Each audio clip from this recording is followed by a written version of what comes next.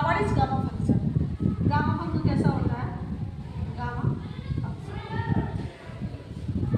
Function को ऐसे दिखाते हैं, गामा n प्लस 1।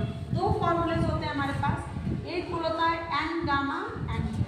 एक कब होता है? जब n मेरा क्या हो, कोई भी फ्रैक्शन वाला वैल्यू हो एंड इंटीजर ना हो। और दूसरा फॉर्मूला हमारे पास होता है gamma n plus 1 is equal two factorial n।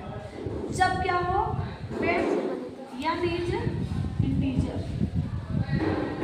यहाँ से वैल्यू फाइंड आउट करते हैं, एक नॉन इंटीजर के लिए है और एक इंटीजर के लिए। तो मैं पहले वाले को एक एग्जांपल देती हूँ। मान लो कि हमें गामा 5/2 की वैल्यू फाइंड आउट करनी है ना, गामा 5/2 की वैल्यू। तो हम जानते हैं गामा एक इंटीजर नहीं है, तो पहला वाला फॉर्मूला यूज करेंगे। गामा n प्लस 1 होता है n गामा n। ठीक है जी, गामा n प्लस 1 होता है n गामा n। तो मैं पूरी क्वांटिटी को n प्लस 1 के इक्वल करूँगी। यहाँ से n मिल जाएगा हमको क्या, 5/2 माइनस 1 यानी कि 3/2। इस 5/2 को मैं लिख सकती हूँ गामा 3/2 प्लस 1। इट मीन्स इस फॉर्मूले से क्या होगा, 3/2 गामा 3/2। अगेन इस फॉर्मूले को हम लगाएंगे तो यहाँ पे क्या होगा, 3/2 माइनस 1 कितना होता है, 1/2। गामा 3/2 का मतलब हो जाएगा, इसको मैं लिख सकती हूँ 1 प्लस 1/2। It means 1/2 gamma 1/2। अब गामा 1/2 की वैल्यू होती है रूट के अंदर पाई। तो कुछ मैं वैल्यूज को लिख देती हूँ।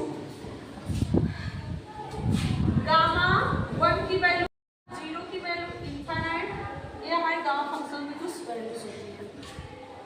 यहाँ पर अब हम बताएंगे आपको कि जब मेरा n क्या हो, इंटीजर हो। सेकेंड वाला फॉर्मूला कैसे यूज करते हैं, व्हेन n इज इंटीजर। इसको रखो,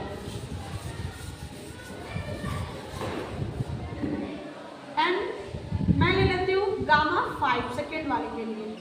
गामा 5 को मैं क्या लिख सकती हूँ, n प्लस 1 के फॉर्म में 4 प्लस 1 लिख सकती हूँ गामा 5 को।